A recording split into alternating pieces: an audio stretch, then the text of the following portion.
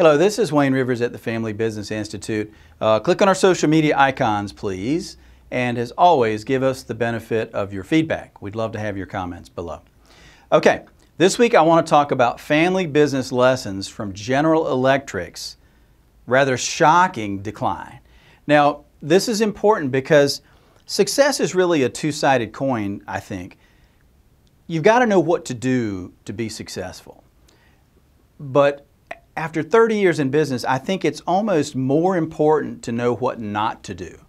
And in hindsight, General Electric has made some rather colossal mistakes that even a fairly casual observer can see and learn from. So we want to talk about these 6 family business lessons.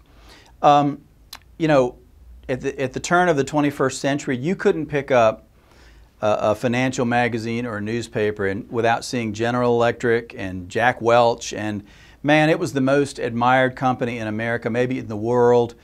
Hands down, General Electric, GE was everything to everybody. Every CEO emulated Jack Welch. Everybody wanted to be him. You know, it was omnipresent. It was like they could do no wrong. Well, their stock peaked in about 2000 and has not recovered since. Even in the great stock market run-up we've had in the last 2 or 3 years, GE stock has been flat. It has not recovered. So what are the 6 things that they did that in hindsight stand out? Well, the first thing is they did a bunch of share buybacks. Share buybacks are a great Wall Street thing for pumping up a stock's value, but they don't add a lot of value to the end customers. Now, how does that relate to a family business? Well, for a family business, the parallel for me is legacy costs. So if you're still paying mom and dad a couple $100,000 a year, or you're paying mom and dad a couple $100,000 in excess, rather unnecessary rent per year to support their old age lifestyle, that to me is similar to a stock buyback program for a public company. It's money that you have to expend, after-tax money usually, that you have to expend, and well, not always after tax, but it's money you have to expend. Let me get that. I'm not a tax accountant. And it doesn't do anything for the end user. It doesn't do anything to improve the culture or the company or the people or anything in it. It's simply it's a legacy cost, that's all. The second thing, debt always catches up with you. So General Electric has really high leverage. They went out and bought a lot of companies and did all kinds of stuff. They used leverage like crazy. And then as their stock has kind of been moribund, their credit rating fell. And all of a sudden their borrowing costs went up considerably. Well, guess what? I mean, they're not actually servicing their debt. They may be paying the interest on their debt, but they're not really servicing their debt right now from what I read. So if that's the case in your family business, now thank goodness, most family businesses instinctively they just recoil at the idea of debt. Debt is just anathema to them. So that's a great thing. I used to think it was kind of silly 30 years ago. Why does nobody creatively use debt in running their family businesses? But now I'm thinking, wow, that really running lean, you know, having that, not a scarcity mentality, but having the mentality of avoiding debt and avoiding some of the negatives that can spiral from having debt is really a good thing. The third thing, GE had too much complexity. They bought all these kinds of businesses in all kinds of different fields, and it was just all over the place. So if you're successful in your family business and your core legacy business is this, and you start buying that, you've really got to figure out what are you best at. Maybe it's not the core business anymore.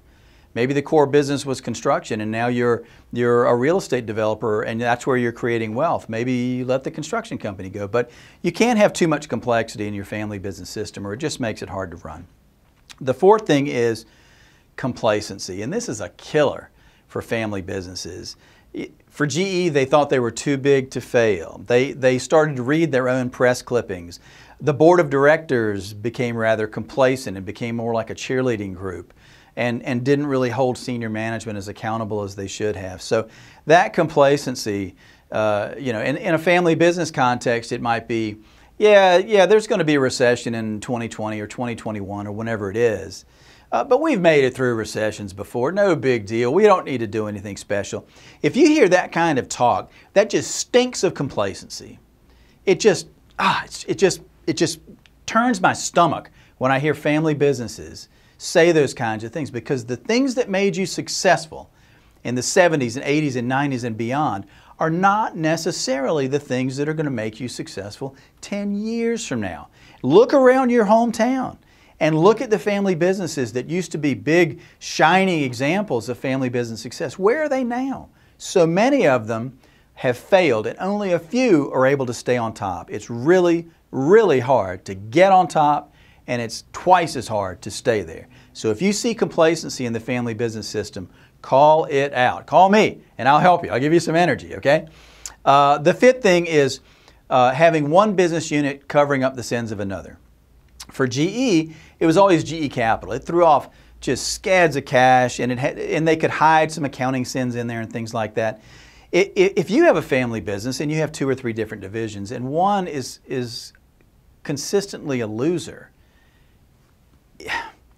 man, I know you can rationalize it, but you really have to have, to me, best practices would be every business unit stands on its own successfully. Maybe it's not a big winner, but it shouldn't be a big loser either. It should at least be a break-even proposition, okay? And then the sixth thing is accountability at the top. We talked about the board of directors becoming cheerleaders and not really holding senior management accountable. Well, what's the parallel in the family business? Well, most family businesses only have boards on paper. They don't really have functioning boards. So to get outside your own ear space, you've really got to tap into a peer group. You've got to join your local Vistage chapter. You've got to do something, because getting that outside third-party objective viewpoint is so critical in helping you see your blind spots, see where you have weaknesses, and figure out ways creatively and inexpensively to shore those things up. So those are the 6 things that befell General Electric. I'd like to hear from you in your comments. What things are you concerned about? Is it the economy? Is it the lack of great people and attracting them to your company? But what is it that you are concerned about? And what steps are you taking to hold yourself accountable as the leader and try to develop your people and your company to get to that next level? This is Wayne Rivers at the Family Business Institute. Thank you.